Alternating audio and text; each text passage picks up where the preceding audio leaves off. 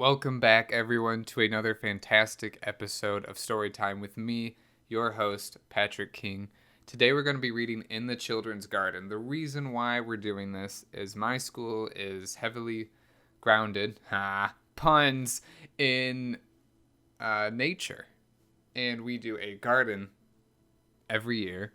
And due to circumstances at this point in time, we haven't been able to do it, but I have found a book about the children's garden.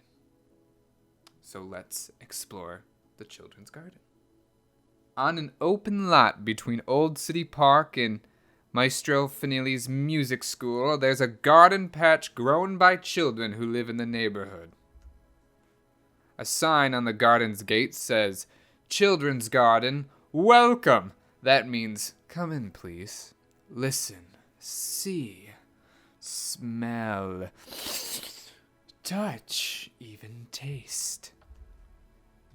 In the children's garden, deep, dark dirt, rich with rotted grass, apple peels, and onion skins, is tunneled through by worms who wriggle it loose and give it air. In the children's garden, well-worn tools, rows of spades, rakes, and hoes, are used, scritch, scratch, to turn, to pile, to dig the dirt, making mounds and holes. In the children's garden, all sorts of seeds, round, brown, plump, white, flat, black, are scattered or dropped one by one, then covered with dirt by hands that pat, pat, pat.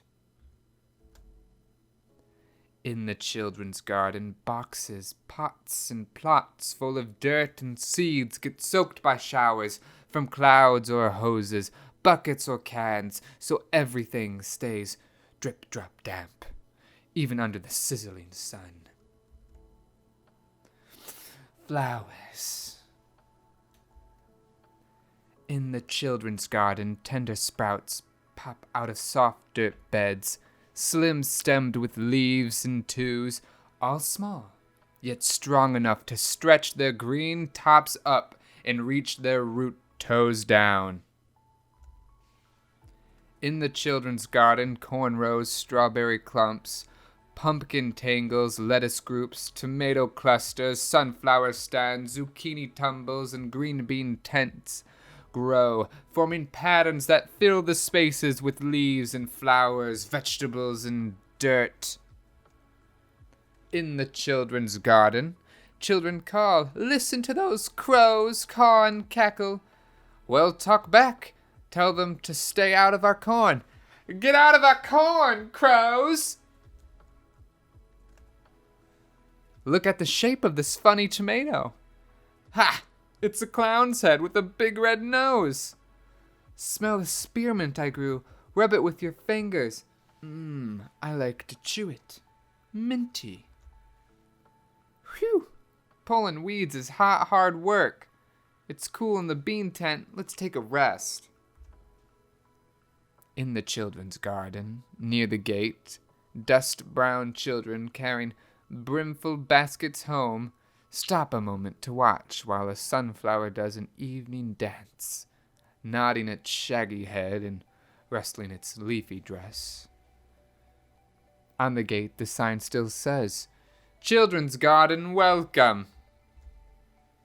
That means come back to visit any time, with one friend or 10. And, if you like, in your own dirt spot, a yard, a lot, or even a giant-sized flower pot, plant another children's garden. Thank you all for watching this episode of Storytime with me, your host, Patrick King. I highly encourage you to add some nature to your life one way or another by getting a plant or starting a little garden. It's pretty fun. I'll even show you my plant right now. Look at this guy. He's huge!